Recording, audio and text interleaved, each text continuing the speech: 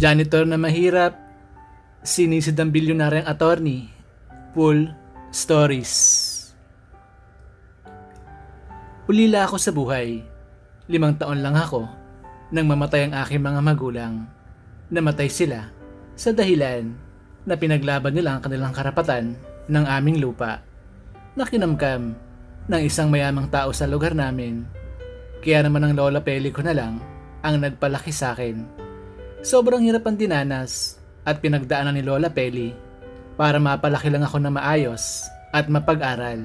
Ang kaso, hanggang high school niya lang ako napag-aral sa dahilan na wala na siyang sapat na pera at isa pa matanda na siya at hindi niya na kaya makapagtrabaho pa.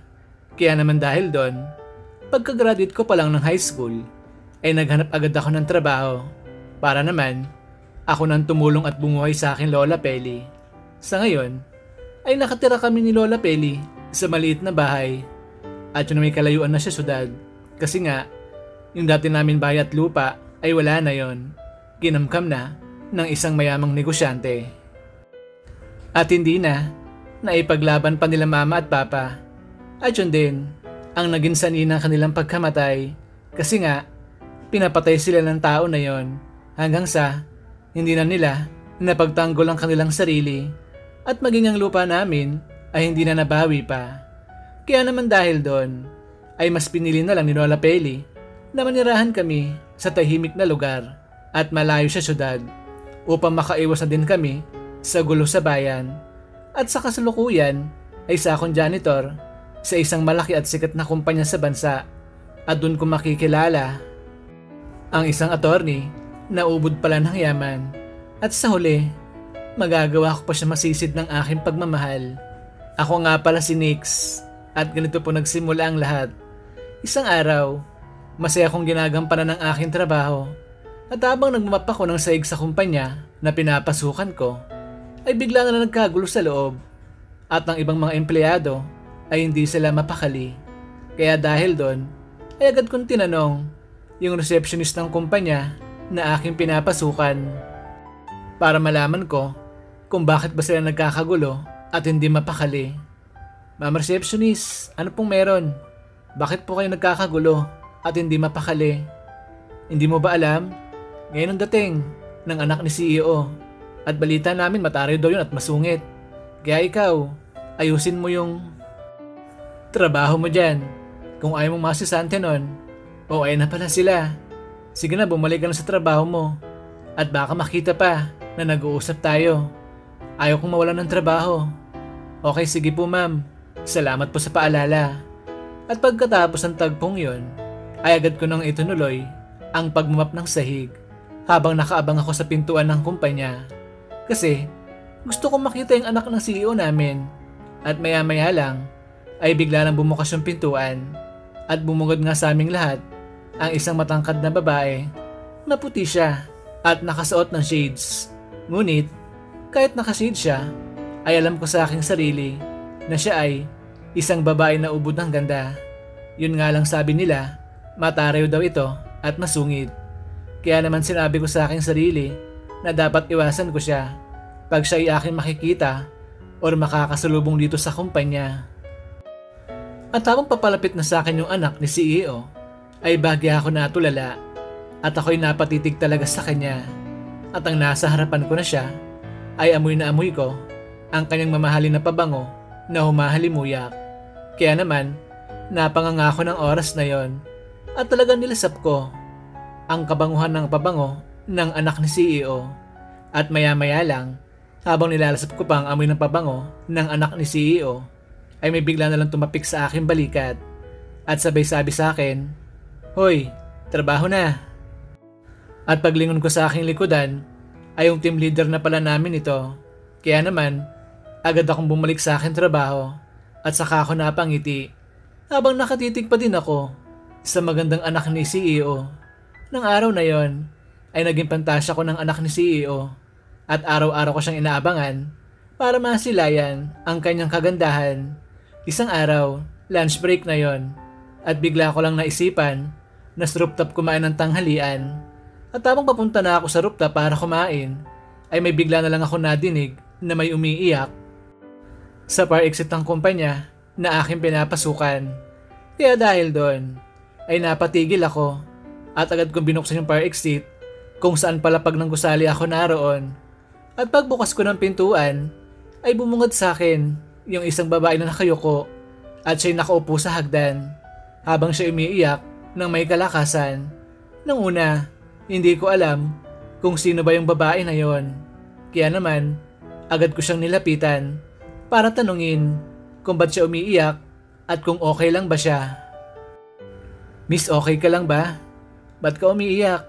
Anong problema mo? Nga pala, ito yung panyo ko para may pamunas ka ng luha mo sa iyong mga mata."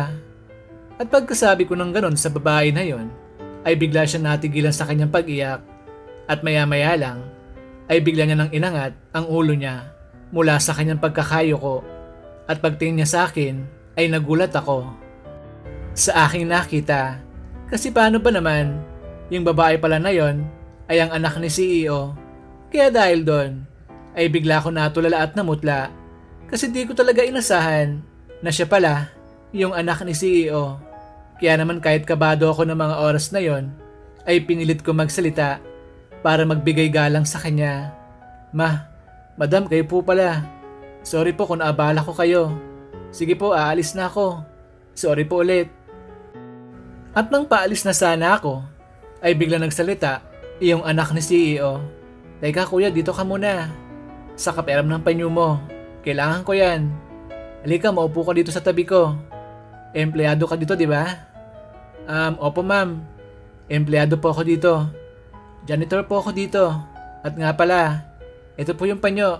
Malinis po yan. Hindi ko pa siya nagamit." "Sige, salamat sa panyo. Nga pala, sana itong nakita mo ngayon na pag-iyak ko. Sana wala makaalam na ito ha. At sana wag mo ikwento sa iyong mga kasamahan sa trabaho." "Opo madam, makakaasa po kayo. Wala makakaalam ng bagay na to. Sige po madam, aalis na po ako para di ko na kayo maabala." "Teka kuya, mamaya ka na umalis. Dito ka muna. Lunchbox ba yung hawak mo? Baka pwede makikain ako. Share tayo dyan sa pagkain mo kung okay lang sa'yo." Nang oras na sabihin sa akin yun ni madam ay di ako makapaniwala. Kala ko nung una ay nagbibiro lang siya. Kaya naman dahil doon ay agad ako napangiti at sabay hagalpak ng malakas na pagtawa. "Madam, nagbibiro ba kayo? Bakit? Mukha ba ako nagbibiro ha? Saka, ano nakakatawa ha? Tumawa ka pa. Last day mo na sa trabaho ngayon."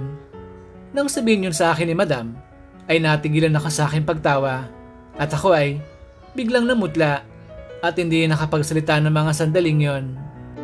Kaya naman, agad na ako lumapit sa bandang harapan ni madam kung saan siya nakaupo sa hagdanan. At pagkatapos nun, ay saka na ako nagsalita at saka ako na inabot sa kanya yung aking dalang lunchbox. "Madam, ito po yung baon ko na pagkain. Ikaw na lang pong kumain yan. Nakakahiya naman po kung makikasalo pa ako sa inyo. Hindi po tayo magka-level. Malayo pong agwat nating dalawa. Kaya hindi po ako karapat-dapat nasabayan o saluhan ka sa pagkain.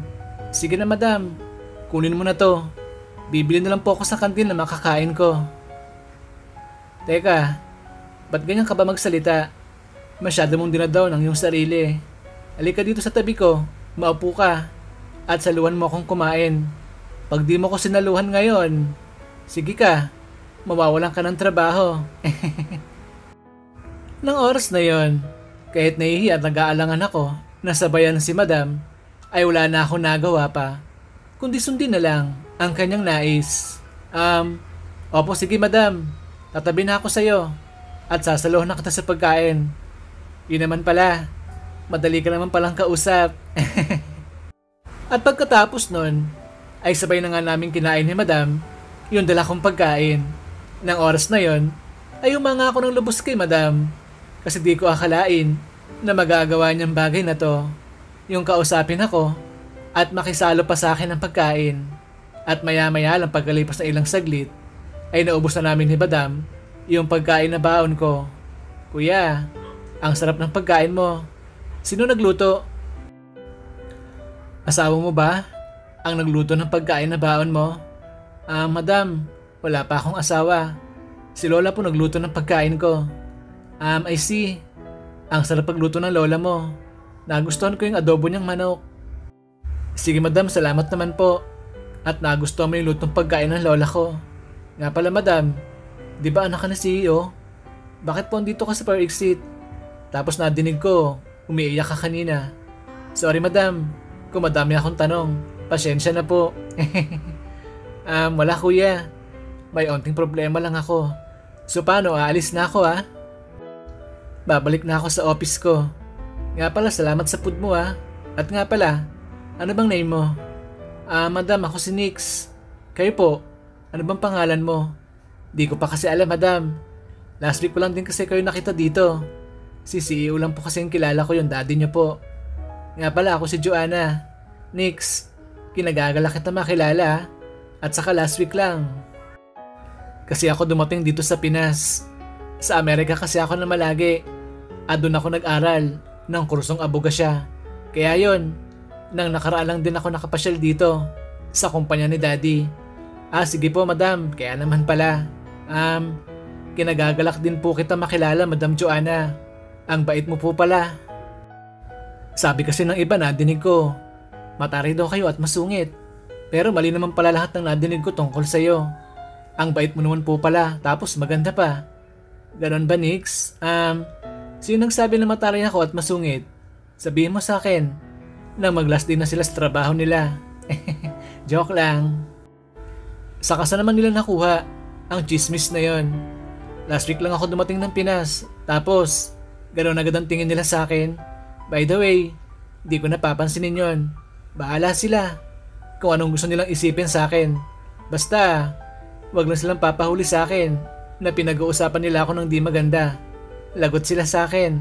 So paano Nix? Aalis na ako Salamat ulit sa masarap na pagkain mo. Sana maulit. Nice meeting niyo ulit. Bye Nix. Pagkatapos sabihin sa akin yun ni Madam Joanna, ay bigla na nga siyang umalis. Habang ako naman ay nakatingin lang sa kanya. At nang wala na siya sa akin paningin, ay bigla akong kinilig ng sobra. Kasi paano ba naman, nakasabay ko sa pagkain ang babaeng hinahangaan ko ng lubos. At di lang yon, nakausap ko pa siya ng harapan at nalaman ko pa ang kanyang pangalan. Kaya ng mga oras na yon ay sobrang saya ko talaga. Kahit nabitin ako sa aking nakain na tanghalian. At pagkatapos ng tagpong yon, ay naging ganado ako lalo sa aking trabaho. Kasi naging inspiration ko nun si Madam Joanna. At kinabukasan oras ng tanghalian nun, ay muli akong bumalik sa fire exit kung saan ko nakasalo si Madam Joanna kumain kahapon. At ang ando na ako, ay laking gulat ko kasi andun ulit si Madam Joanna at siya ay muli ko naabutan na umiiyak. At ang iyak niya na yon ay hindi normal kasi para may pinagdadaanan siya na mabigat. Nang oras na yon ay di ko alam ang aking gagawin. Nag-iisip ako kung lalapitan ko ba siya o hindi. Ngunit naisip ko, dahil sa hindi ko naman close or kaibigan si Madam Joanna, ay di ko na lang siya nilapitan. At isa pa naisip ko din, anak siya ng boss namin. Kaya wala akong karapatan na tanungin siya or kausapin pa tungkol sa kanyang problema. Kaya naman, umalis na lang ako noon. At ako'y nagtungo na lang sa rooftop para doon kumain ng tanghalian. At ang ando na ako sa rooftop, ay agad na akong kumain. At habang ako'y kumakain ay napapaisip ako kung ano bang problema at pinagdadaanan ni Madam Joanna. At pagkatapos kong kumain, ay nagpahinga muna ako dun sa rooftop at nagpababa ng aking kinain. At pagkalipas sa isang oras, ay muli na akong bumalik sa aking trabaho. Fast forward tayo. Lumipas sa mga linggo at buwan, hindi ko na muling nakita si Madam Joanna na pumupunta or pumapasyal sa kumpanya ng kanyang daddy kung saan ako nagtatrabaho. Kaya dahil doon, ay nalungkot ako at napaisip kung ano na kaya nangyari kay Madam Joanna. Sinubukan ko na din pagtanong-tanong sa office kung ano nangyari kay Madam Joanna. Bakit hindi na siya napapasyal sa office kung saan ako nagtatrabaho. Ngunit, Sa lahat ng napagtanungan ko ay walang nakakaalam. Pero ang balita daw sabi ng iba ay nagdalang tao ito kaya muling bumalik sa Amerika para dun siya manganak. Nang malaman kong balita or chismis na yon, ay nalungkot ako kasi may asawa na pala si Madam at ako ay wala ng tsansa sa kanya. Kahit alam ko naman talaga na wala kahit katiting na may pag-asa ako sa kanya kasi napakalayo ng agwat ng katayuan namin sa buhay. Kaya naman simula ng araw na yon ay tinigil ko na ang pagpapantasya ko kay Madam Joanna at ako'y nagpatuloy sa aking buhay. At pagkalipas ng mga buwan ay unti-unti ko na din nakalimutan si Madam Joanna at siya ay nawala na sa aking isipan. Isang araw, mga bandang 7 PM na yon, pauwi na ako sa bahay at ako ay galing sa aking trabaho. At habang nagabang ako ng jeep na aking masasakyan, ay bigla na lang ako nagulat nang may isang mamahaling kotse ang tutumbukin ako habang ako'y nakatayo sa gilid ng kalsada. Agad naman ako nakaiwas noon, kaya walang nangyari na masama sa akin. Ngunit, may ilang mga galos ako at sugat sa mga braso at binti at ang mamahalin na kotse na muntik na ako matumbok ay bumangga sa isang poste. Nang oras na yon, ay alam kong malala ang tama ng sakay ng kotse na yon kasi nga, mabilis ang takbo niya. At dinig na dinig ko pa ang malakas na pagbangga niya sa poste. Kaya dahil doon, ay agad ko siyang nilapitan para siya'y aking matulungan. At ang ando na ako sa kotse na yon, ay agad ko nakita ang sakay noon kasi nga, natanggal na isang pintuan ng kotse. Babae ang driver at ito'y duguan at wala nang malay. Nang mga oras na yon, ay wala naman ako magawa kasi nga alam kong bawal galawin yung sakay noon pag ganong katindi ang aksidente. Kaya naman, ang tanging nagawa ko lang noon ay tumawag at humingi na ng tulong. At makalipas sa ilang mga minuto ay may dumating na ambulansya at ang tao noon ay nagkumpulan na din. At maya-maya lang, habang inaalis na sa kotse ang babae, ay bigla ako napatitig doon kasi nga parang kilala ko siya at pamilyar sa akin ang mukha niya. Kaya naman, mas lumapit pa ako sa kanya para mas makita ko siya na maayos. At paglapit ko sa kanya ay laking gulat ko. Kasi si Madam Joanna pala yung sakay ng kotse na yon. Hindi ko lang siya agad nakilala kasi nga pumayat siya at medyo nagbago yung mukha niya at itsura. Kaya naman, kahit may sugat ako noon at galos, ay agad ako lumapit kay Madam Joanna. Agad ko siyang kinamusta. Ngunit nakatingin lang siya sa akin habang siya ay sinasakay na sa ambulansya. Sumama ako sa ambulansya na yon. Sinabi ko, nakakilala ko si Madam Joanna. Kaya naman, pinayagan nila ako na sumama sa kanila dun sa ambulansya sa pagdala kay Madam Joanna sa ospital. At habang papunta na kami sa ospital, ay wala nang malay si Madam Joanna at kita ko sa itsura niya at katawan na parang may malubha siyang sakit. Ang kaso, ang pinagtataka ko, kung may malubha siyang sakit, bakit siya nagmamaneho na mag-isa at walang kasama? At makalipas lang ng ilang sandali, ay nakarating na kami sa ospital. Agad naman inasikaso si Madam Joanna at mabuti na lang, hindi naman pala ganong kalala ang kanyang naging lagay. At maya-maya lang, ay agad ko nakita na dumating ng daddy ni Madam Joanna kasama na itong kanyang mami. Agad nilang nilapitan si Madam Joanna habang sila umiiyak ng mga oras na yon. At dahil ando na, ang mga magulang ni Madam Joanna ay nagpasya na akong umalis para ako ay makauwi na ng bahay. At ang ando na ako sa labas ng ospital, ay napatigil ako sa aking paglalakad kasi may bigla na lang kumalapit sa aking likodan. Pagtingin ko, ay si CEO pala ito, yung daddy ni Madam Joanna. Kaya dahil doon ay bigla ako nagulat at agad din ako nagbigay galang sa kanya. Sir, kayo po pala. Ako pala yung muntik mabangga ni Madam Joanna. Pero wag po kayo mag-alala, okay lang naman ako. Tapos kasama din po ako sa nagdala sa kanya dito sa ospital. Mabuti na lang po at nakakilala ko pa si Madam Joanna kahit ang laki ng pinagbago ng kanyang katawan. Kilala mo ako, iho? Pati ang anak ko? Opo sir. Janitor po ako sa kumpanya mo. Kaya kilala ko kayo, pati si Madam Joanna. Ganun ba, iho? Ano, okay ka lang ba? May mga galos ka at sugat. Mabuti pa. Mamaya ka na umuwi. Pagumot muna natin yung mga sugat mo. Halika na, dali. Sir, wag na po. Okay lang ako. Galos lang naman ito. Kaya wag na po kayo mag-alala sa akin. Sure ka ba, iho? Baka mamaya magreklamo ka sa office, ha? Sabihin mo, di ka namin pinagamot. Kaya mabuti pa halika na sa loob para magamot ka na. At dahil napilit si CEO ng oras na yon, ay wala na ako nagawa pa. Kundi pumayag na lang sa kanya nais. Sige po sir, payag na po ako sa iyong gusto. Sige, halika na sa loob. At ang ando na kami sa loob ng hospital, ay agad nang ginamot yung aking sugat at galos. At ang tapos na ito magamot, ay agad naman akong pinauwi ng doktor. At niresetahan na lang ako ng gamot para sa aking sugat at galos. O ayan iho, okay ka na. Nga pala, ano bang name mo ha? Sir, ako po si Nix. Sige Nix, salamat sa'yo. Kasi ikaw palang humingi ng tulong para madalang anak ko dito sa ospital. At pasensya ka na kung munti ka na mabangga ng anak ko. Sorry talaga ha. Sige sir, ayos lang po yun. Mabuti na nga lang nakaiwas ako kanina. Kung di ako nakaiwas, baka napahamak na ako nun. Nga pala sir, napansin ko. Ba't biglang nag-ibang itsura ni Madam Joanna? Ang laki po ng pinayat niya. Ano po nangyari sir?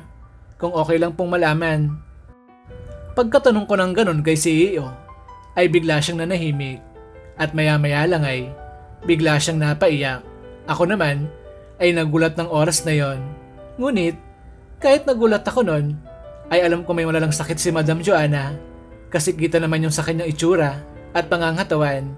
At maya-maya lang ay bigla nagsalita si CEO at itong kanyang sinabi sa akin. Alam mo Nix, malala nang lagyan ng anak ko. May sakit siya sa kidney. Kaya ayan, hopeless na siya at nawawala na siya ng pag-asa sa buhay. Ang totoo niyan, gusto niya nang mamatay. Hindi niya na daw kaya pa ang nangyayari sa kanyang buhay ngayon. Naku, ganun ba sir? Kaya naman pala namayat si Madam Joanna. Tapos, nag-iba din ang kulay ng balat niya. Sir, wala na bang paraan para gumaling si Madam Joanna? Di ba? Pwede naman siya magpa-kidney transplant. Bakit hindi niyo po gawin ang bagay na yon? Siyempre, ginawa na namin yon. Ang kaso, 3 beses na nag-failed ang kidney transplant niya. Yung mga kidney na nailalagay sa kanya ay hindi sa kanya. Komportable. Kaya yun, sa bandang huli, bumabalik lang ang sakit niya. Nagsasawa ng anak ko kasi lagi nilang failed ang operasyon niya sa kidney. Hindi na namin alam ang gagawin namin. Nag-aalala na kami sa anak ko kasi pag di pa siya nakakuha ng kidney, napit sa katawan niya. Ilang buwan na lang daw ang itatagal ng buhay niya. Maaaring meron na lang daw siyang 1 buwan o 2 para mabuhay sa mundong ito. Di ko na alam ang gagawin namin ng asawa ko. Madami nga kaming pera, ang kaso ba't ganon? Hindi naman mapagaling ng pera ko ang anak ko. Wala kaming donor na makita na magpapagaling sa kanya. Nahihirapan na din ako sa kalagayan ng anak ko. Nang madinig ko yung sinabi ni CEO, ay bigla ako nalungkot. At doon ko lang napagtanto na hindi pala lahat ng pera ay kayang mabili ang mga bagay na gusto mo at magsasalba sa iyong buhay. Kaya naman dahil doon, nalungkot talaga ako ng sobra para sa buhay ni Madam Joanna. At maya-maya lang ay bigla na ako nagsalita. Sir, wag po kayo mag-alala. Makakahanap din kayo ng kidney. Napit sa katawan ng iyong anak na si Madam Joanna. Kaya wag na po kayo mag-alala pa.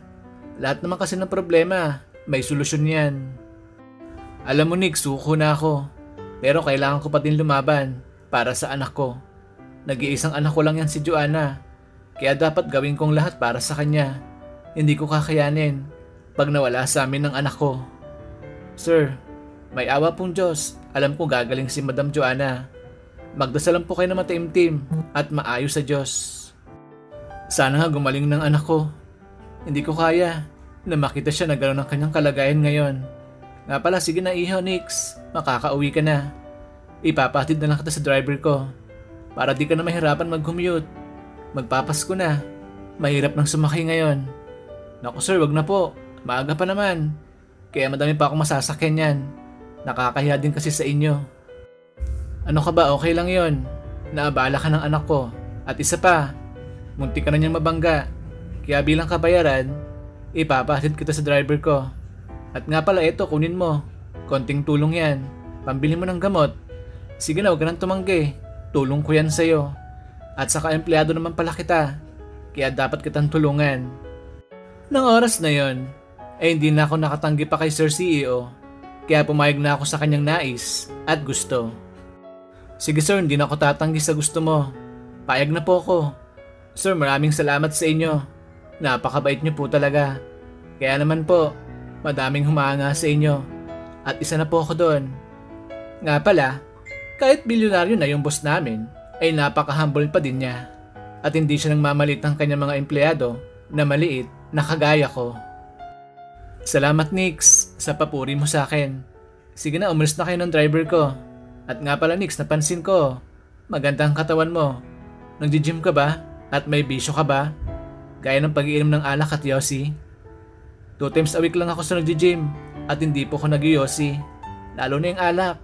Ayaw kasi ni Lola. Masama daw kasi sa kalusugan yon. Nang sabihin ko yun kay CEO, ay bigla siyang napatitig sa akin. At parang siya ay nag-iisip ng kung anong bagay. At maya-maya lang ay nilabas niya yung kanyang cellphone. At sa kanya sinabi sa akin ang salitang to. Nix, may proposal sana ako sa'yo. Kaso, ayaw ko dito pag-usapan. Gusto ko sana sa bahay na lang. Pwede ka ba bukas? Pakisave mo yung cellphone number mo dyan para matawagan kita mamaya or bukas. Nang sabihin yun sa akin ni Sir CEO, ay napaisip ako bigla. Inisip ko kung ano bang kanyang proposal na gustong sabihin o i-offer sa akin. Kaya naman, kahit wala akong idea, ay hindi ko nang nagawa na makatanggi pa sa kanya. Sir, ano naman po yung proposal na nais mong pag-usapan natin? Pwede naman ako bukas sir, kaso may work ako nun. Baka po pag-out ko na lang sir sa trabaho, kung okay lang po sa inyo, na maghintay hanggang bukas ng gabi.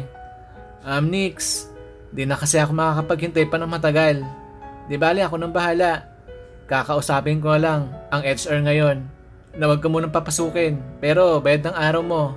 Ano, okay na ba ha? Payag ka na ba? Sige sir, payag na ako. Total, kayo naman po palang bahala. Ano sir? Aalis na po kami ha? Sige Nix, di na kita tatawagan mamaya ha? Ipapasundo na lang kita bukas ng umaga sa driver ko. Sige, ingat kayo. Kita na lang tayo bukas ng umaga sa bahay. At pagkatapos ng pag-uusap namin na yon, ay agad na kaming umalis ng driver ni Sir. At habang nasa biyahe kami pa uwi, ay napapaisip pa din ako kung ano ba ang nais na proposal sa akin ni Sir CEO. At nang makauwi na ako ng bahay, ay agad akong kumain ng hapunan. At pagkatapos nun, ay agad na ako natulog. Hindi naman napansin ni Lola Peli yung galos ko sa braso at sugat. Hindi ko na din pinaalam sa kanya yung nangyari kasi ayaw kong mag-alala pa siya sa akin. Kinaumagahan pagising ko ay agad ako nag-asikaso ng aking sarili kasi maya-maya lang ay baka dumating na yung susundo sa akin. At ang okay na ako at ako'y nakapagbihis na ng maayos na damit ay agad na ako nagpaalam kay Lola Peli. Lola Peli, aalis na po ako. Andiyan na po pala yung sundo ko. Di ba nabanggit ko sa'yo kagabi? May lakad kami ng boss ko. Andiyan na po siya. Sinundo niya na po ako. Sige apo, mag-iingat ka. Umuwi ka agad pagkatapos ng lakad nyo. Sige po Lola, huwag ka mag-alala, uuwi po ako agad. Alis na po ako Lola. Sige apo, ingat ka. At ang nasa biyahe na kami, papunta sa bahay ni CEO, ay nakakadama ako ng pagka-excite at medyo may onting kaba. Kasi paano ba naman, wala akong kaalam-alam kung ano bang pag-uusapan naming dalawa ni Sir. Ngunit, nilakasan ko na lang ang loob ko kasi alam ko, mabait naman si Sir at maayos siya makipag-usap sa mga tao. At makalipas ng 1 oras, ay narating na namin yung bahay ni CEO. Napakaganda nito at talaga namang napakalaki niya, kagaya ng isang mansyon. At di lang yon, napapaligiran pa ng mga mamahaling sasakyan ang kanyang bahay at sama mo pa na isang napakalaki at napakagandang swimming pool. Kaya naman, napanganga ako ng mga oras na yon At sinabi ko na lang sa aking sarili, sana all. At pagkababa ko sa sasakyan, ay si CEO agad yung bumungad sa akin. Halika Nix, doon tayo mag-usap. Teka, nag-almusal ka na ba? Opo sir, kumain na ako. Sir, ano po bang pag-uusapan natin? Nagtataka lang po kasi ako. Bakit gusto niyo ako makausap? Isa lang naman po ako mahirap na tao. Di ko pulbos akalain at maisip na magkaka-interest kayo sa isang gaya ko. Mabuti pa Nix, doon natin pag-usapan yan. Halika doon tayo sa garden. At agad na nga kami nagtungo sa garden para doon mag-usap. At ang ando na kaming dalawa ay agad nang nagsalita si CEO. Alam mo Nix, lahat gagawin ko para sa anak ko. Madugtungan lang ang buhay niya. Nix, may proposal ako sa'yo. Pag tinanggap mo ang offer ko sa'yo, mababago na itong buhay mo. Di mo na kailangan pa magtrabaho sa kumpanya ko para mabuhay ka. At lahat ng gusto mo, kaya mo nang bilhin at makuha. Nang madinig ko yung sinabi sa akin ni CEO, ay nagtaka ko. Kasi di ko talaga maintindihan yung sinasabi niya sa akin ng mga sandaling yon. Kaya naman, agad ko siyang tinanong kung ano bang kanyang nais iparating sa akin. Sir, naguguluhan po ako. Ano po bang nais niyong mangyari? Kasi di ko po maintindihan yung mga sinasabi niya sa akin ngayon. Nix, paparangkahin na kita. Ikaw ang kailangan ko. Para madugtungan pa ang buhay ng anak ko na si Joanna. Nasa yung hinahanap ko na katangian. Para maging donor ng anak ko. Fit ka, malakas ang katawan mo. Walang bisyo. Di ka nag-iyosi or umiinom ng alak. Kaya sure ako, pag ikaw nag-donate sa anak ko ng kidney, magiging matagumpay ang operasyon ng anak ko. Nix, babayaran kita ng malaking halaga. 10 million Nix ang ibibigay ko sa'yo. Mababago ng buhay mo nun. Ano Nix, pumayag ka na sa offer ko sa'yo. At di lang yon, bibigyan kita ng mataas na posisyon sa kumpanya ko. Yun lang, kung gusto mo pa. Din magtrabaho sa akin. Nix, pumayag ka na. Huwag mo akong tanggihan. Tulungan mong anak ko na si Joanna. Nakikiusap ako sa'yo. Nang madinig ko yung sinabi sa akin ni CEO, ay nagulat ako at natulala. Kasi nga, hindi ko kaya yung inihiling sa akin ni CEO. Kahit ang kapalit nun ay malaking halaga ng pera. Kaya naman, hindi talaga ako nakapagsalita agad. At dahil natulala ako nun at hindi nagsalita, ay muli akong tinanong ni CEO, Nix, nadinig mo ba yung sinabi ko sa'yo? Kailangan ko ngayon ng sagot mo. Kaya sana ngayon din, bigyan mo ako ng sagot mo. Sir, ginulat mo po ako sa sinabi mo sa akin ngayon. Hindi po kasi ganun kadali yung hinihingi mo sa akin ngayon. Tama ka naman po na mababago talaga ang buhay ko nun sa ibibigay mo sa akin na pera. Kaso sir, parang di ko po ata kaya magdesisyon ngayon agad. Sir, baka pwede. Bigyan mo ako ng time para makapag-isip. Ayaw ko po kasi pagsisihan sa huli yung magiging desisyon ko ngayon. Kaya sana sir, maunawaan niyo ako. At sana, huwag sumama ang loob mo sa akin ngayon. Sige Nix, naiintindihan kita. Pero sana makapag-desisyon ka agad bago mahuli ang lahat. Alam mo naman, at nasabi ko na sa iyo kagabi, baka meron na lang 1 buwan or 2 anak ko para mabuhay, kundi agad siya maooperahan. Kaya sana, makapag-desisyon ka agad. Hindi naman sa minamadali kita Nix. Gusto ko lang kasi madugtungan pa ang buhay ng anak ko. Nawawala na din kasi ng pag-asa ang anak ko. 3 beses na nag-failed ang kidney transplant niya. Ayaw nang lumaban ng anak ko. Kaso bilang magulang lahat gagawin ko para sa anak ko. Madugtungan lang ang buhay niya. Yes sir, naiintindihan ko po kayo. Maging ako din naman.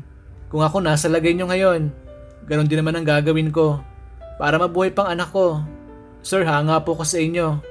Idol ko po kayo. Napakabait mo po. Kahit sobrang layo nang naabot mo.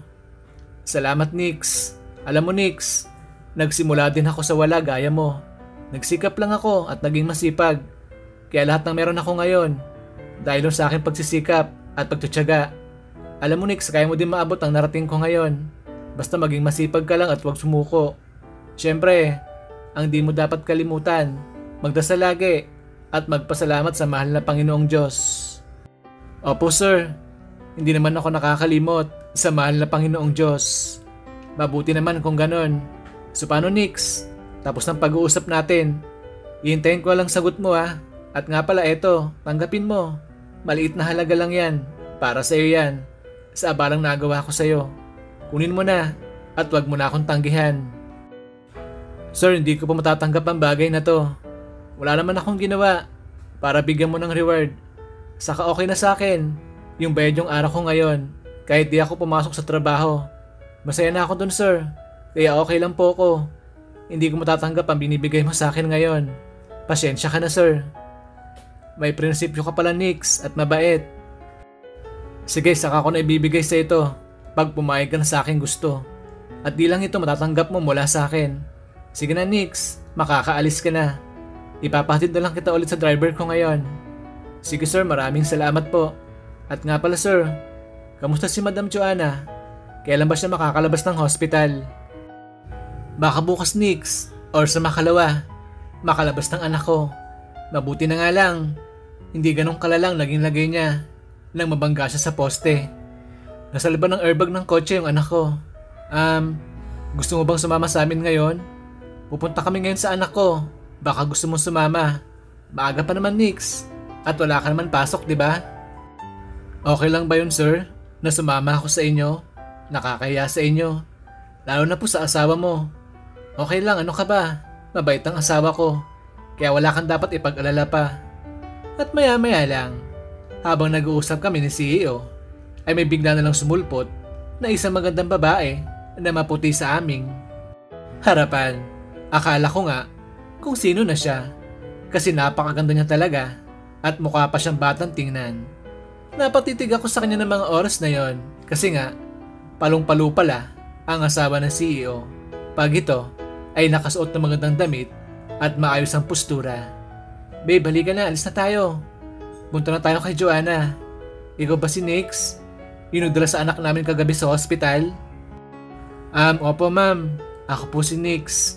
Kayo po bang asawa ni CEO? Oo, Nix, akong asawa niya. Di ba nagkita tayo kagabi sa hospital? Hindi mo ba ako natandaan? Ma'am, iba kasing itsura niyo ngayon kaysa kagabi. Ang ganda niyo po kasi. Ngayon ma'am, nagmukha kayong kasing edad ko. Ay ganun ba? Salamat naman kung ganun. Kagabi kasi, bagong gising ako nun, kaya wala nang ayos-ayos. Nang malaman namin ng asawa ko kagabi na tumakas palang anak namin at ito'y naaksidente. Ayun, agad kami nagpunta sa ospital ng asawa ko. At wala na kaming pakialam nun kung ano man ang suot namin ng oras na yon. Nga pala Nix, ako si Rose. Kinagagala kita makilala. Mukhang tapos na ata kayo mag-usap ng asawa ko. Sana makapag-desisyon ka agad para sa ikakabuti ng anak namin dalawa. Yes ma'am, pag nakapag-desisyon na ako, agad ko nang sasabihin sa inyo. Ma'am Rose, kinagagala ko din pong makilala kayo. Ang ganda niyo po. Kamukha niyo si Madam Joanna. Pareho kayong maganda na dalawa. Salamat Nix. Paano babe, halika na. Alis na tayo. Punta na natin si Joanna. Halika Nix. Sumama ka sa amin para makita mo si Joanna. At baka pag nakita mong lagay niya ngayon, makapag-desisyon ka na agad. Opo sige Ma'am Rose. Sasama ako sa inyo ni Sir CEO. Gusto ko din makita ang lagay ni Madam Joanna. Mabait kasi siya. At minsan ko na siyang nakasalo na kumain. Ano? Nakasalo mo nang kumain ng anak namin na si Joanna? Opo Ma'am Rose. Nakasabay ko na si Madam Joanna na kumain. Nakita ko siya sa fire exit no na umiiyak. Tapos siya napansin ko. Mukha siyang problemado ng mga oras na yon. Tapos yun na po. Yung mga sumunod na nangyari. Nagkausap kaming dalawa. Habang sabay namin kinakain ang dala kong pagkain. Mabait po si Madam Joanna at malambing. Kaya hangad ko din po ang paggaling niya. Sige po, alis na tayo para makita ko na ulit si Madam Joanna. At pagkatapos ko yun sabihin, ay napangiti na lang silang dalawa. At saka na kami umalis papuntang hospital. At ang ando na kami, ay agad kami nagtungo kung nasan si Madam Joanna. At ang ando na kami, ay agad namin nadatnan si Madam Joanna na nakaupo habang siya'y kumakain. At nang makita niya ako, ay bigla siyang napangiti at sabay sabi sa akin ng salitang to. Nix, ikaw nga ba? Anong ginagawa mo dito? Kilala mo sila mami at daddy? I mean ang ibig kong sabihin, kilala ka ba ng personal nila mami at daddy? Anak, ayaw mo ako na magpaliwanag sa'yo. Anak, ganito kasi yon. Si Nix kasi muntik mo nang mabangga kagabi. Buti, nakaiwas siya. Tapos yun, siya din ang humingi ng tulong para madala ka agad dito sa ospital. Kaya anak, magpasalamat ka sa kanya ng lubos ha. At tumingi ka na din ng tawad dahil sa nagawa mo sa kanya. Naku, ganun ba? Sorry Nix, muntik ka pa pala mapahamak ng dahil sa akin. Patawad Nix, at sana huwag kang magalit sa akin ha. Hindi naman ako galit, Madam Joanna. Ayos lang po yon. Aksidente naman yon, kaya alam ko di mo yon ginusto. Kamusta ka po, Madam Joanna? Mukhang di po ata maayos ang lagay mo. Hindi ako okay Nix. Eto, malapit na ata akong mategi. Pero ayos lang. Di naman ako takot mamatay. Nakahanda na ako sa kung ano man ang pwedeng mangyari sa akin ngayon. Anak, ano ka ba? Huwag kang magsalita ng ganyan. Hindi ka mawawala anak. Di kami papayag ng daddy mo na mangyari sa iyo ang bagay na yon. Gumagawa kami ng paraan ng daddy mo para makahanap muli ng donor mo. At ang totoo niyan, may nahanap na kami. Kaya sana, huwag ka mawalan ng pag-asa. Lumaban ka anak para sa aming dalawa ng daddy mo. Please anak. Oo nga anak, lumaban ka. Para sa amin, huwag ka mawalan ng pag-asa. Habang may buhay, may pag-asa ka pa anak. Daddy at Mami, alam niyo naman di ba? 3 beses nang nag-failed ang operasyon ko. Kaya hindi niyo po maaalis sa akin ang mawalan ng pag-asa. Mami at Daddy, okay na po ako. Suko na po ako. Huwag niyo na akong ipaggamot pa. Pabayaan niyo na lang ako na mamatay. Pagod na po ako. Ayaw ko na po magpa-opera pa. Paulit-ulit na lang kasi yung nangyayari. Nakakasawa na po. Suko na ako Mami at Daddy. Pagod na po ako. Ayaw ko nang lumaban pa. Alam niyo na po ang dahilan. Yung taong mahal ko. Yung boyfriend ko sa loob ng 5 taon na si Vince. Asa na siya? Iniwan niya na ako. Nang dahil sa sakit ko na to. Siya dapat ang aking karamay ngayon. Pero wala siya. Sumama na siya sa ibang babae. Ikakasal na sana kami kaso sinukuan niya na ako. Ayaw ko na pong lumaban Mami at Daddy. Gusto ko nang mamatay. Nang madinig ko at nalaman ko yung love life ni Madam Joanna, ay bigla ako nakadama ng awa para sa kanya. Kasi nga, doble pa sakit pala yung kanyang nararanasan ngayon. Biro mo, ikakasal na pala sana sila ng kanyang boyfriend. Nagawa pa siyang iwan at ipagpalit. Kaya siguro, kahit sinong tao, ay mas gugustuhin na lang na mawala dahil sa sobrang sakit ng bagay na yon. Lalo na pag sobrang minahal mo talaga ang taong inaasahan mo na makakasama mo sa iyong hihirap at problema. Nang oras na yon ay bahagya ako napaluwa, ngunit agad ko yun pinigilan kasi nga nahihiya ko kila Sir at Ma'am Rose. At ilang saglit lang habang naiisip ko ang mga bagay na yon ay biglang nagsalita si Ma'am Rose. At ito ang kanyang sinabi, Anak Joanna, huwag ka naman magsalita ng ganyan. Andito pa kami ng daddy mo, kaya sana lumaban ka para sa amin. Lakasan. Muwang loob mo anak. Mahal na mahal ka namin ng daddy mo. Hindi kami papayag na mawala ka sa amin ng ganun-ganun lang. Pag nag-failed ulit yung operasyon mo, babalik tayo sa Amerika. Doon tayo hanap ng donor mo. Anak, try lang ng try. Huwag tayong sumuko. Mami, nakakalimutan mo na ata. Yung 2 naging operasyon ko na nag-failed. Sa Amerika po yun isinagawa. Kaya Mami, tama na. Nakakasawa na po. Mabuti pa Mami at Daddy. Lumabas muna kayo ng kwarto ko. Gusto ko po mapag-isa muna. Sige anak, pag may kailangan ka, nasa labas lang kami ng daddy mo ha. Tawagin mo lang kaming 2. Babe at Nix, alika na. Lumabas muna tayo. At nang palabas na kami nila Sir at Ma'am Rose, ay biglang nagsalita si Madam Joanna. At etong kanyang sinabi, Teka Nix, baka pwede. Dito ka muna sa tabi ko. Samahan mo muna ako. Mag-usap tayo saglit. May dala ka bang pagkain dyan ha Nix? Yung adobo ng lola mo. Namiss ko yun, masarap siya. Baka may dala ka dyan. Gusto ko makatikim ulit ng adobo ng lola mo. Madam Joanna, wala akong dala ngayon eh. Kung gusto mo po bukas, dadalhan kita para muli mo siyang matikman. Sige Nix, sabi mo yan ha. At pagkatapos nun, ay lumabas na nga si Ma'am Rose at si Sir CEO. At ako naman ay lumapit na kay Madam Joanna.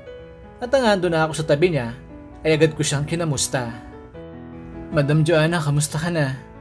Hindi ko po akalain na may sakit ka pala na malala. Ngayon alam ko na.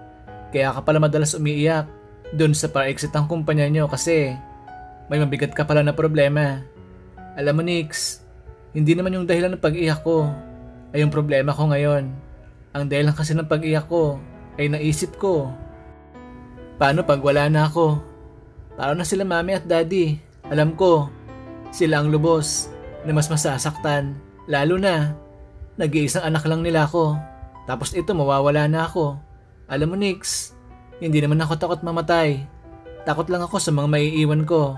Kasi alam ko, mas silang lubos na maapektuhan ng pagkawala ko. Madam Joanna, kaya dapat po lumaban ka at magpalakas para hindi mo sila iwan. Ayaw mo sila masaktan, kaya dapat lahat ng paraan na ginagawa nila para sa'yo ay tanggapin mo at huwag kang sumuko. Madam Joanna, masarap mabuhay, kaya sana lumaban ka po. At isa pa, lahat ng bagay na nangyayari sa ating buhay, may dahilan po yan. Kaya kapit lang Madam Joanna, kaya mo yan. Salamat Nix, sa pagpapalakas mo ng loob ko. Kung sino pa yung tao na hindi ko lubos nakakilala at hindi ko inaasahan, ay siya pang magpapalakas ng loob ko. At ikaw yung Nix, kaya salamat sa'yo ah. Nix, pwede ba kita maging kaibigan? Kasi ilan-ilan pa lang ang kaibigan ko dito sa Pilipinas. Ang tagal ko kasing tumira sa Amerika. Tapos, doon pa ako nag-aral ng kursong abogasya. Kaya yon, halos lahat ng kaibigan ko ay nasa Amerika talaga. Madam Joanna, sure ba kayo na gusto mo ako maging kaibigan? Isa lang po ako na hamak na janitor. Mahirap lang po ako. Tapos kayo ay ubod ng yaman. Bilyonaryo kayo madam. Kaya sa tingin ko, ay hindi ako karapat dapat na maging kaibigan mo. Okay na sa akin madam, yung kakilala mo lang ako. Masaya na po ako doon. Kalabisan na kasi kung magiging kaibigan pa kita. Grabe ka naman. Huwag mong idaw ng sarili mo Nix. Okay lang sa akin yon. Basta ako, gusto ko na maging kaibigan. Wala akong pakialam sa katayuan mo sa buhay, okay? Ano Nix, friend na tayo ha? Huwag mo na akong tanggihan. At saka hindi naman akong mayaman. Sila daddy yun at mami. Hindi ko naman yung sariling pera. Patatawag ko lang na sa akin ang pera na yon. Pag akong mismo ang naghirap doon. Ang kaso hindi naman, di ba? Sige madam, sabi mo eh. Sige Madam Joanna, hindi na ako tatanggi na maging kaibigan mo. Wala naman akong karapatan tumanggi, lalo na kayo pong may gusto. Nga pala madam, hindi ko po akalain na isa ka palang attorney.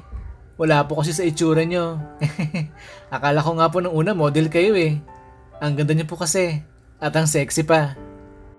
Ay nako, pang ilang ka na ba? So nagsabi sa akin yan, mukhang di ata ka panipaniwala na isa akong attorney. Gusto mo ba ng katibayan? Papakita ko sa iyo yung ID ko. Kaso wala pala dito, nasa bahay ata. At nga pala Nix, hindi na ako maganda ngayon. Ang payat ko na. Hindi na ako yung dating Joanna na nakita mo. Kaya siguro ko iniwan ng boyfriend ko. Kasi iba ng aking itsura ngayon. Ang pangit ko na at ang payat. Alam mo Madam Joanna, hindi ka pangit, maganda ka po. Maaring ayaw lang ng responsibilidad ng boyfriend mo. Kaya kanya iniwan at siya ay sumama sa ibang babae. Madam, may nakalaan sa'yo na ibang lalaki na talagang mamahalin ka ng tapat. Maghintay ka lang po. Saka Madam Joanna, sure ako pag gumaling ka na, magsisisi ang ex-boyfriend mo kung bakit kanya iniwan. Relax ka lang madam at isipin mong pamilya mo. Alam ko, gagaling ka din sa sakit mo na yan at magiging matagumpay na ang next na kidney transplant mo. Magdasal ka lang madam. Sige Nix, maraming salamat sa'yo kasi pinalalakas mong loob ko. Alam mo Nix, siguro nakatadhana talaga na maging magkaibigan tayo no? Wala, naisip ko lang naman. Ilang buwan na ba ang nakalipas? Simula na nagsalo tayo sa dala mong pagkain. 4 na buwan na ata Madam Joanna. Medyo matagal-tagal na din. Alam mo madam, Hinanap kaya kita nun kasi nagtaka ko. Bigla ka na lang di nagpakita dun sa kumpanya ng daddy mo. Akala ko nga na paano ka na. Ang kaso yun pala, may malalaking sakit. Nakakalungkot naman. Matagal na din pala, Nix. Ba't mo naman ako hinanap ha? Pwede ko bang malaman ang dahilan mo? Wala madam. Gusto ko lang kasing masilayan ang kagandahan mo araw-araw. Eh ganon? Kala ko naman kung ano na. Yun lang pala ang dahilan mo. At pagkatapos nun, ay nagtitigan na lang kami ni Madam Joanna. At saka kami, nagtawanan na dalawa. At ang oras na din na yun, ay nagkwentuhan kami ni Madam Joanna ng kung ano-ano. At mas kinilala pa namin ang bawat isa. Nagkwento ako sa kanya ng tungkol sa aking buhay. At siya ay ganun din ang ginawa. Nang oras na yon ay ang saya-saya ko. At ganun din si Madam Joanna. Kaya naman, habang nagkakwentuhan kami ng mga oras na yon, ay bigla ko naisip yung gustong mangyari ni Sir CEO na ako ang maging next donor ni Madam Joanna. Ang kaso, natatakot naman ako kasi nga, hindi ko talaga kayang gawin ang nais siya mangyari kahit ang kapalit nun ay malaking halaga pa ng pera. At paglipas ng mga araw, ay nakalabas na si Madam Joanna ng hospital. Sa bahay na lang siya nagpapalakas. Meron naman siyang private doctor at nurse doon para mabantayan ang kanyang kalagayan. Naging mas malapit pa pala kami noon ni Madam Joanna kasi nga hiniling niya sa akin na araw-araw ko siyang dalawin doon sa kanilang bahay pagkatapos ng aking trabaho. Ginawa ko naman yon kahit medyo mahirap sa akin na gawin ang bagay na yon. Isang gabi, habang andun kami sa garden nila Madam Joanna at kami ay nagkwekwentuhan, ay bigla na lang akong natanong ni Madam Joanna kung ako daw ba ay may girlfriend or asawa. Nix, diba? Isang buwan na tayo magkaibigan. Matanong ko lang, may girlfriend ka ba or asawa? Di ko pa kasi alam eh. Wala ka din kasing sinasabi sa akin. Madam Joanna, single po ko. Wala akong asawa or girlfriend. Bakit mo naman po natanong sa akin ang bagay na yon? Nang tanungin ko yun kay Madam Joanna, ay bigla siyang namutla. At pagkatapos nun, ay agad naman siyang nagsalita. Wala Nix, natanong ko lang naman. Nix, gusto ko na magpahinga. Sige na, umuwi ka na. Ingat ka pag uwi mo ha. At pagkatapos yun sabihin sa akin ni Madam Joanna, ay bigla niya ako niyakap na mahigpit. Kaya dahil doon, ay nagulat ako. Kasi, yun ang unang beses na ako'y niyakap niya ng ganong kahigpit. Ako naman, ay napayakap na lang din sa kanya ng mga oras na yon. At ang mga oras na din na yon, ay alam kong mahal ko na talaga si Madam Joanna kasi tuloy nang nahulog ang loob ko sa kanya. Ang kaso, hindi ko yun kayang sabihin sa kanya sa dahilan na alam ko naman na malabo talaga magkagusto sa akin si Madam Joanna. Kaya mas pinili ko na lang itago ang aking nararamdaman para sa kanya kasi takot din akong masaktan. At isa pa, napakalayo namin ni Madam Joanna. Langit siya, lupa naman ako. Kaya sinabi ko na lang sa aking sarili na mas okay na yung kaibigan ko na lang siya. At least, nakakasama ko pa siya at nakakakwentuhan. Isang araw ng day off ko yon. Habang nasa labas ako ng bahay at ako ay nagpapahinga, ay bigla na lang sumulpot si Sir CEO doon sa lugar namin. Kaya dahil doon ay nagulat ako kasi hindi ko naman inasahan ang kanyang pagbisita sa bahay. At ang kaharap ko na si Sir CEO ay agad siya nagsalita. At eto, ang seryosong sinabi niya sa akin. Nix, naparito ako sa iyo ng personal para sabihin na kailangan mo na magdesisyon ngayon kasi lumalala ng lagay ni Joanna. Kailangan niya nang maoperahan sa lalong madaling panahon. Pakiusap Nix, magdesisyon ka na ngayon. O kaya, halika, sumama ka sa akin sa bahay para makita mo ang kalagayan ni Joanna. Hindi na magandang lagay niya. Ako naman, ay agad ang sumama sa kanya. At ang ando na kami sa bahay nila, ay agad kami nagtungo sa kwarto ni Joanna. At ang nakita ko siya, ay nangihina nga siya. At mukhang hindi nga magandang lagay niya. Kaya naman dahil doon, ay naawa ako sa kanya. Madam Joanna, kahapon okay ka pa. Bakit ngayon? Nagkaganito ka na. Nix, mukhang malapit na ata ako. Parang ayaw ko na din magpa-opera. Suko na ako, Nix. Masaya ako na nakilala kita. Kahit sa maigsing panahon lang. Nick, sana huwag ka magbago ha. Maging mabuti kang tao sa lahat ng oras. Nix, gusto. At pagkatapos ng tagpong yun, ay bigla nang nawalan na malay si Madam Joanna. At yung sinasabi niya sa akin ay hindi niya na natapos pa. At ang mawalan na siya ng malay ay agad naman siyang sinuri ng kanyang personal doctor. Akala ko nang una ay wala na si Madam Joanna. Yun pala, napagod lang ito at nawalan lang ng malay. Ang kaso, nabigla kami sa sinabi sa amin ng doktor niya. Sir at Ma'am Rose, pag di pa naisagawa yung operasyon ng anak nyo, maaring ilang araw na lang ang itatagal ng buhay niya. Dapat, kumbinsin nyo na po sa lalong madaling panahon yung donor niya. Baka sakaling maisalba pa ang buhay ni Joanna. Kumilos na po kayo, Sir at Ma'am Rose.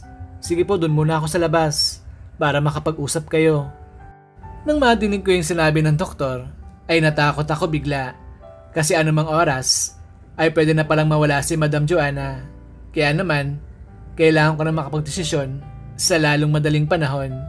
At habang naiisip ko ang mga bagay na yon, ay biglang nagsalita si Sir CEO. Nix, kung ayaw mong pumayag maging donor ng anak namin, sige, yung second choice na lang namin, yung gagawin naming donor ni Joanna. Mahirap naman pilitin ang ayaw, di ba? Sige na Nix, makakaalis ka na. Bukas na bukas, papa-opera na namin si Joanna.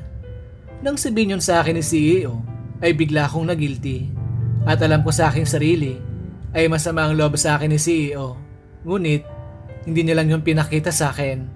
Kaya naman dahil doon, mas lalo kong humanga kay Sir CEO. Kasi, kahit masama ng lagay ng anak niya, ay kalmado pa din siya makipag-usap sa akin. Nang oras na yon, ay hindi na ako nagsalita pa. Ako ay umalis na lang ng bahay nila. At habang nasa daan ako, ay napaluha ako. Kasi, naawa ako kay Madam Joanna. Lalo na, minahal ko din siya ng palihim. At hindi ko kayang mawala siya nang ganun-ganun na lang. Kaya naman sinabi ko sa aking sarili na, Joanna, mabubuhay ka pa. At magkakasama tayong dalawa. At nang makarating na ako sa bahay, ay agad na ako nagpahinga. Kinabukasan pagising ko, ay agad ako nag-file ng leave sa office. Kasi, bala ko magbakasyon noon para ma-relax ang aking isipan. At isa pa, binabala ko din sanang puntahan si Madam Joanna para suportahan siya sa kanyang operasyon. Ang kaso, nahihiya na akong humarap kay Sir CEO. Lalo na, tinanggihan ko ang kanyang proposal para maging donor sana ni Madam Joanna. Kaya naman, nagpasya na lang akong di pumunta kasi nahihiya nga ako. Ang tayong ginawa ko na lang noon ay nagsimba muna at pinagdasal ko na lang si Madam Joanna na sana maging matagumpay ang operasyon niya ngayon. At ang araw na yon ay naopera nga si Madam Joanna at nabalitaan ko na naging maayos naman siya. Kaya naman, nakahinga ako na maayos at agad ako nagpasalamat sa mahal na Panginoong Diyos. Fast forward tayo, lumipas ang 3 buwan. Tuluyan ang nakarecover si Madam Joanna at siya'y malakas na. Kasi nga, naging fit sa katawan niya yung kidney na nilipat sa kanya at ang katawan niya ay bumalik na sa dating shape nito. Kaya naman dahil doon, ay naging masaya ako ng lubos para kay Madam Joanna. Isang araw, habang nagmamap ako ng saig, ay may bigla na lang tumakip sa aking mga mata. Kaya dahil doon ay nagulat ako. Ngunit, alam ko naman kung sinong gumawa sa akin noon. Madam Joanna, alam ko ikaw yan. Amoy na amoy ko po ang pabango mo. Wow, ang galing ah. Nawalaan mo agad, Nix. Ano, kamusta ka? Isang linggo ka nang di napasyal sa bahay. Kaya ito, ako nang pumasyal dito. At nga pala may sasabihin ako sa'yo, Nix. Mamaya pumunta ka sa bahay ah. Kasi gusto ko andun ka. At para makakilala mo din siya. Sige na, Nix, alis na ako. Kasi may lakad pa ako. Basta, hihintayin kita sa bahay ah. Pumunta ka. Pag di ka pumunta, magagalit ako sa'yo. Nang oras, nasabihin yun sa akin ni Madam Joanna, ay alam ko ng dahilan kung bakit gusto niya akong papuntahin sa kanilang bahay. Ako naman, kahit masakit sa akin na pumunta doon, ay napao na lang ako sa kanya. Oo, madam, pupunta ako. Alam mo naman, malakas ka sa akin. Ako lang naman ang mahina sa'yo. Ikaw talaga, Nix. Dami mong alam dyan. Sige na, alis na ako. See you later. I miss you, Nix. Nang sabihin yun sa akin ni Madam Joanna, ay nagkatitigan kaming dalawa. At ang mga oras na yon ay ang tamis din ng ngiti niya sa akin. Ako naman ay lalong nahulog ng loob ko sa kanya. Ngunit hanggang doon na lang yon. Itatago ko na lang siya hanggang sa ako ay mawala sa mundong ito. Kasi naisip ko, hindi naman ako karapat-dapat para kay Madam Joanna. At isa pa, malabo naman talaga na magustuhan ako ni Madam Joanna. Unang-una, mahirap lang ako at wala akong kakayahan para makipagsabayan sa mga sosyal niyang nakahiligan. Kaya naman, mas mabuti na yung wala siyang alam.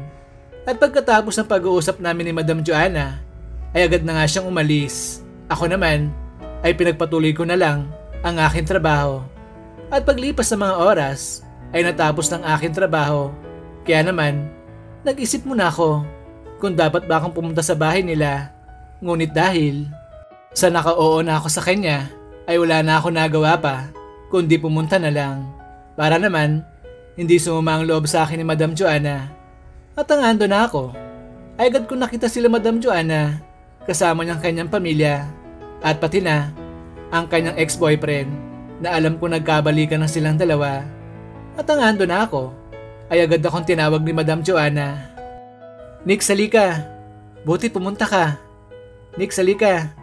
Maupo ka dito sa tabi ko. Salamat, sir. Madam Joanna, salamat din sa'yo. Ma'am Rose, salamat po. Nix, sige na. Maupo ka na. Sige, madam, salamat. At pag-upo ko, ay agad ko nang napansin yung lalaki sa tabi niya. Banyaga ito. At isa siyang Amerikano. Kaya naman alam ko na yun na ang kanyang ex-boyfriend na ngayon ay boyfriend niya na ulit. At nang nakaupo na ako na maayos, ay agad naman nagsalita si Madam Joanna. Nick, salamat sa pagpunta mo ah. Nga pala, boyfriend ko si Johnson. Johnson si Nix, kaibigan ko. Doon siya nagtatrabaho sa kumpanya ni Daddy. Tapos Nix, next year, napagkasundoan na ulit namin ni Johnson na ituloy ang kasal naming dalawa. Nix, pupunta ka ah. Hindi pwedeng hindi ka pupunta. Nang sabihin yun sa akin ni Madam Joanna, ay nasaktan talaga ako ng sobra. Kasi nga hindi ko lubos akalain na ganong kabilis ang magiging desisyon nilang dalawa. Ngunit, dahil itong ginusto ko, ay dapat ako magtiis. At isa pa, eto naman, ang ikasisiyan ni Madam Joanna. Kaya dapat maging masaya na din ako para sa kanya. At kahit nasaktan ako nun, ay pilit pa din akong nagsalita. Oo sige Madam Joanna, pupunta po ako. Hindi ko naman kayo kayang tiisin. Sige Nick, salamat. So paano, kain na tayo? Daddy at Mami, kain na tayo. Teka, bakit parang hindi kayo masaya ha? Mami at Daddy ko. Anak Joanna, syempre, masaya kami para sa'yo. Hindi ko lang akalain na ikakasal ka na pala sa taong mali. Ay sa taong mahal mo. Di ba Daddy, masaya tayo para kay Joanna? Oo naman anak, masaya kami para sa'yo. Kaya, huwag ka na mag-isip pa ng kung ano-ano ha. Alam naman namin na sobrang mong mahal si Johnson. Kaya ayan, pumayag kami sa kasal na nais niyong dalawa. Basta ikaw Johnson, sana this time, umayos ka na. Huwag mo nang lolokohin ng anak namin. Kasi oras na gawin mo ulit yun. Kami nang makakalaban mo. Ano, maliwanag ba yun ha? Yes sir, I promise. Mamahalin ko ng tapat si Joanna. Lahat gagawin ko para lang maging masaya siya ng sobra. At pagkatapos ng pag-uusap na yon, ay nagpa siya na nga kaming kumain ng hapunan. At pagkatapos kong kumain ng hapunan, ay agad na din ako nagpaalam sa kanila. Kasi nga, maaga pang pasok ko bukas. Madam Joanna, Madam Rose, at Sir, uuwi na po ako. Maaga pa kasing pasok ko bukas. Johnson, uuwi na ako. Nice meeting you. Sige na. Ituloy nyo ng pag-uusap nyo. Ako na maghatid kay Nick sa labas. Nick, halika na. Sige sir, salamat. Sige Nick, ingat ka. I love you Nick, as a friend. Bye-bye. Nang sabihin yun sa akin ni Madam Joanna, ay nagkatitigan kaming dalawa ng ilang mga segundo. At pagkatapos nun, ay agad na din akong umalis. At ang ando na kami sa labas ni Sir CEO, ay agad siyang nagsalita. Ano Nix, nasaktan ka ba? Alam ko masakit yan. Pero ito ang gusto mo, di ba? Kaya dapat kayanin mo. Nick, salamat sa lahat. Napakabait mo at napakabuting tao. Kung kami lang masusunod ng asawa ko, alam mo na kung anong aking tinutukoy. Sige Nix, ingat ka. At alam ko na seryoso ka talaga sa desisyon mo na yon. Sana balang araw, makahanap ka ng babaeng mamahalin ka din. Yung kasing bait mo din syempre. At nga pala, pag may kailangan ka, kahit ano, magsabi ka lang sa akin ha. Napakalaki ng tulong na nagawa mo para sa amin, para sa anak ko. At pagkatapos siya masabi sa akin ni Sir CEO, ay hindi na lang ako nagsalita. Napangiti na lang ako sa kanya at saka na ako nagpaalam. At habang nasa biyahe ako, ay bigla ako lang naramdaman na dahan-dahan na palang tumutulong aking luha. At bigla ako lang nabulong sa aking sarili ang salitang to. Joanna, mahal na mahal kita. Pero dahil sa ikaliligaya mo, ay nagparaya ako para sa'yo. Sana tuloy-tuloy na ang pagiging masaya mo. At pagkalipas na 1 oras, ay nakauwi na ako sa bahay. Nang gabing yon, ay nalungkot talaga ako ng sobra. Ngunit, yun ang ginusto ko, kaya dapat panindigan ko. At lumipas pang mga buwan, tuloy na nga naging maayos si Madam Joanna at ang katawan niya ay malakas na talaga. Kaya naman, nagkaroon sila ng madaming oras ng kanyang pansay na magsaya at mamasyal ng magkasama. Isang araw pagising ko, ay bigla lang ako nakadama ng sakit sa aking tagiliran. Kaya dahil doon ay ilang araw, akong hindi nakapasok. At dahil di nga ako nakapasok sa trabaho noon, ay inasahan ko na bibisitahin ako ni Madam Joanna at maging ang kanyang daddy ay kasama niya pa. Nix, nabalitaan ko, ilang araw ka nang di pumapasok sa trabaho. Kaya eto, nagdesisyon kami ni Joanna na pasyalan ka. Ano ba nangyari, Nix? Kamustang lagay mo ngayon? At habang nagsasalita si CEO, ay wala akong maintindihan nun. At maya-maya lang, ay bigla na ako natumba. At ako, ay nawala na ng malay. Nang oras na yon, ay hindi ko na alam ang mga nangyari sa akin. At ang magising ako, ay ando na ako sa ospital. At si Madam Joanna, ay nasa tabi ko na, habang siya'y nakahawak sa aking isang kamay. Nang oras na yon, ay bigla ko nang tinawag ang pangalan ni Madam Joanna, habang hinaplos ko ang kanyang buhok. At ilang saglit lang, ay nagising na nga si Madam Joanna. At eto ang sinabi niya sa akin. Nix, kamusta ka? Okay ka lang ba? Kamustang lagay mo? Anong masakit sa'yo ha? Madam Joanna, okay lang ako. Walang masakit sa akin. Ano ba nangyari? Bakit andito ako ngayon sa ospital? Anong ginagawa ko dito? Nix, bakit ka naglihim sa akin? Bakit hindi mo sinabi sa akin? Pinaniwala niyo ako na si Johnson ang donor ng kidney na nilipat sa akin. Nix, bakit mo ginawa yon? Anong rason mo ha? Nang sabihin yun sa akin ni Madam Joanna, ay mukhang alam ko na ang kanyang sinasabi sa akin. Malamang ay nalaman niya na yung totoo na ako talaga ang naging kidney donor niya. Kaya naman dahil doon, ay nagumpisa na ako magpaliwanag sa kanya habang nasa likuran namin ang kanyang mga magulang at si Lola Peli. Madam Joanna, sorry kung naglihim ako sa'yo. Patawarin mo ako kung di ko sinabi sa'yo yung totoo. Ginawa ko lang yun, Madam Joanna, kasi gusto ko maging masaya ka. Di ba sabi mo, mahal na mahal mo ang inyong ex-boyfriend? Kaya yun, nakiusap ako sa daddy mo at mami. Napalabasin na lang namin na si Johnson ang donor mo. Para naman, mas lalo mo siyang mahalin. Sakto naman ang oras na yon. Kakabreak lang din ni Johnson sa girlfriend niya. Kaya yun, kinausap siya ng daddy mo. Pumayag naman si Johnson sa naging usapan nila. Madam Joanna, sana huwag kang magalit sa daddy mo at mami. Kasi ako nagplano ng lahat ng yon. Kaya, Madam, sa akin ka magalit at huwag sa kanila. Madam Joanna, hangad ko lang naman ang kaligayahan mo. Kaya ako lang nagawa ang bagay na yon. Lahat po gagawin ko para sa'yo. Maging masaya ka lang. Ayaw ko kasi nang nalulungkot ka at nasasaktan. Gusto ko, Madam, palagi ka masaya. Kaya yung kahit masakit sa akin na gawin yon, ginawa ko pa din para sa'yo. Kahit na, Nix, na mabuti ang hangarin mo para sa akin. Sana sinabi mo pa din para alam ko, di ba? Hindi yung paniniwala niyo ako na si Johnson ang donor ko. Yun pala ikaw. Tapos yan. Kaya ka nito ngayon sa ospital Kasi yun nga, sumasakit ang operasyon mo at ikaw ay napagod. Nix, mahalin mo naman ang sarili mo. Huwag kang magpakapagod. Bawal ka na daw mapagod kasi isa na lang ang kidney mo. Nasa akin na yung isa, binigay mo.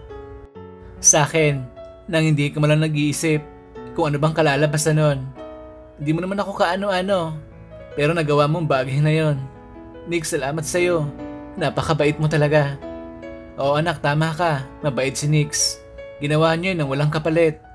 Inoperan ko siya ng 10 milyon at magandang posisyon sa kumpanya ko. Pero lahat ng yon, hindi niya tinanggap anak. Kaya anak, kung magmamahal ka lang sana at magkakaroon ng asawa, para sa akin si Nix ang karapat dapat para sa'yo. Kasi alam ko, nasa mabuti kang kamay at hindi ka niya pababayaan kahit anong mangyari. Ang kaso, yun ang ginusto niya. Kaya ginalang na lang namin kasi gusto namin na gumaling ka anak, Joanna. Nang madinig ni Madam Joanna yung sinabi ng kanyang daddy, ay mas lalo siyang napaiyak na malakas. Habang kita ko na baka sa mukha niyang panghihinayang. Kasi nga paano ba naman, sa isang araw na palang kasal nila ni Johnson.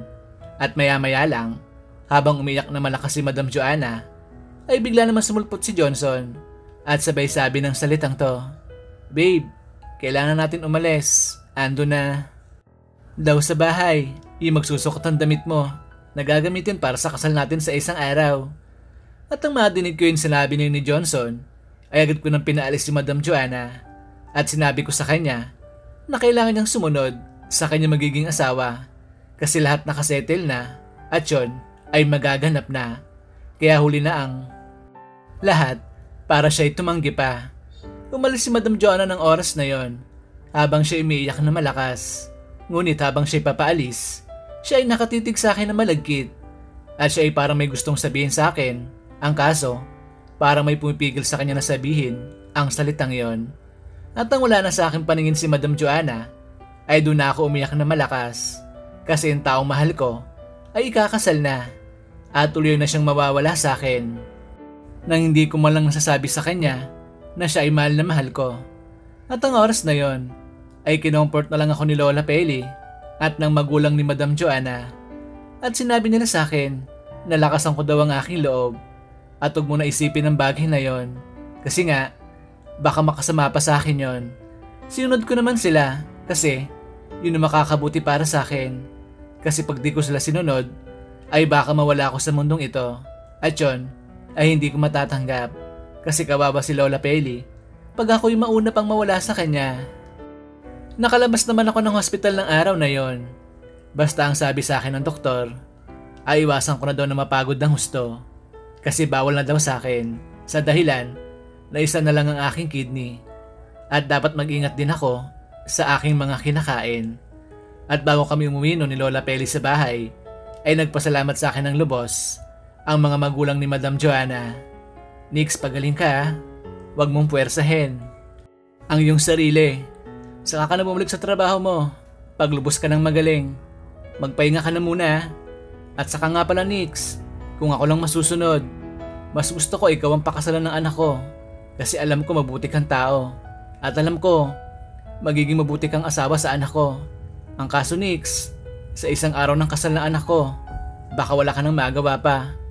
Pakatatag ka na lang Nix at maging malakas. Sige na, alis na kami. Nga pala eto, konting tulong. Alam ko kailangan mo yan ngayon. Kaya sana, huwag mo nang tanggihan ha. Sige po sir, salamat sa tulong na to. Ingat po kayo ni Ma'am Rose." At pagkatapos nun, ay umalis na nga yung mag-asawa. Kami naman ni Lola Peli ay umuwi na sa bahay. At ang ando na kami sa bahay, ay napakalungkot ko talaga nun. Kasi nga yung babaeng mahal ko ay mawawala na sa akin ng tuluyan. At kailanman ay mananatili ko na lang siyang kaibigan. Ngunit na pag-isip-isip ko din ng oras na yon, ay marahil tama lang naman ang aking desisyon. Kasi mahirap naman yung umasa ako sa wala. Lalo na naalam ko naman na wala namang pagtingin sa akin si Madam Joanna. Kaya simula ng araw na yon, ay pilit ko nang kanalimutan ang pagmamahal ko para sa kanya. Bagkus in-enjoy ko na lang kung ano man na meron kaming dalawa ngayon. At sumapit na nga ang araw ng kasal ni Madam Joanna. Habang ako naman ay nasa bahay lang, at nagpapagaling sa aking karamdaman. Ngunit habang ako ay nakaupo at inaalala kong masayang araw namin ni Madam Joanna, ay bigla na lang ako napaiyak. At tuloy nang tumulong aking mga luha. At dahil sa hindi ko na napigilan ang aking sarili nun, ay napasigaw ako na malakas habang sinasabi ko ang salitang to. Madam Joanna, mahal na mahal kita. Sobrang mahal po kita. At pagkatapos ko yun masigaw na malakas, ay biglang sumulpot si Lola Pele sa aking likodan at siya ay biglang nagsalita. Apo Nix, ano ba sinisigaw mo dyan ha? Na paano ka na? May masakit ba sa'yo ha? Ako naman, nang tanungin niya ako ng ganun, ay nakayuko lang habang umiiyak pa. At maya-maya lang ay bigla ako nagulat nang may naamoy ako na isang pabango na pamilyar sa akin. At pagkatapos nun ay may nadinig na akong tinig at sabay sabi niya sa akin ang salitang to. Nix, mahal din kita. Mahal na mahal. Nang madinig ko ang salitang yon, ay bigla akong napangiti at sabay taas ng ulo mula sa aking pagkakayo ko. Kasi alam ko kung sinong taong yon. At pagtingin ko sa aking harapan, ay bumungad sa akin si Madam Joanna. Nakasuot pa siya ng wedding gown ng mga oras na yon. Kaya naman dahil doon ay nagtaka ko. Kasi ano kayang ginagawa niya dito sa bahay? Dapat ngayong oras ay nasa simbahan na siya para sa kanyang kasal ngayong araw. Madam Joanna, ba't ka po andito? Anong ginagawa mo dito? Di ba ngayong araw at oras ang kasal mo? Nang tanungin ko yun kay Madam Joanna ay wala siyang imik. Nakangiti lang siya at maya-maya lang ay bigla siyang tumakbo palapit sa akin at sabay yakap niya sa akin at sabay halik na din sa aking labi. At pagkatapos nun ay saka na siya nagsalita. Nix, obvious ba? Kung bakit andito ako ngayon? Malamang matras ako sa kasal namin na Johnson. Nix, ikaw ang mahal ko. Hindi ko kaya mawala ka sa akin. Mahal na mahal kita Nix, matagal na. Nix, I love you. Mwah. Tayo ang ikakasal, hindi kami na Johnson. Gusto ko, sa'yo ako magkaanak. At gusto ko, ikaw ang makasama ko habang buhay. Kasi ang buhay ko ay karuktong na din ang buhay mo. At pagkatapos ng tagpong yun, ay hindi ko na napigilan pa ang aking sarili. Agad kong sinunggaban ng matamis na halik sa labi si Madam Joanna. At siya naman ay gumanti din ng paghalik sa akin. At pagkatapos namin magtukaan ni Madam Joanna, ay nagtitigan kaming dalawa habang kami ay nakangiti ng matamis sa isa't isa. At pagkatapos nun, ay niyaya kong umalis ni Madam Joanna. Ako naman ay sumama sa kanya at di ko alintana kung saan kami makakarating na dalawa.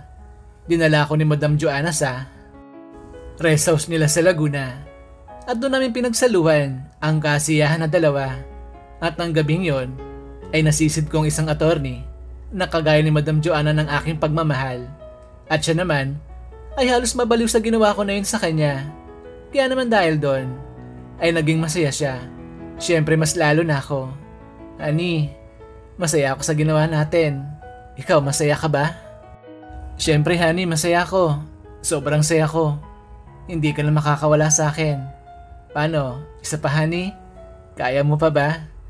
Sige honey, kahit ilan pang gusto mo, paayag ako. Basta kaya mo. Nang gabing yon, ay napaligaya ko pa na mas madaming beses si Madam Joanna hanggang sa umabot na kami sa aming limitasyon na dalawa. At kalaunan ay nagpakasal din kami ni Madam Joanna at bumuo ng sarili naming pamilya. Naging masaya kami at kami ay nagkaanak ng 5. At yan po ang storya ng aking buhay at kung paano ko nasisid ng aking pagmamahal si Attorney Madam Joanna. So ayun, tapos na yung full story natin. Sana po nag-enjoy kayo. Maraming salamat po. Bye-bye!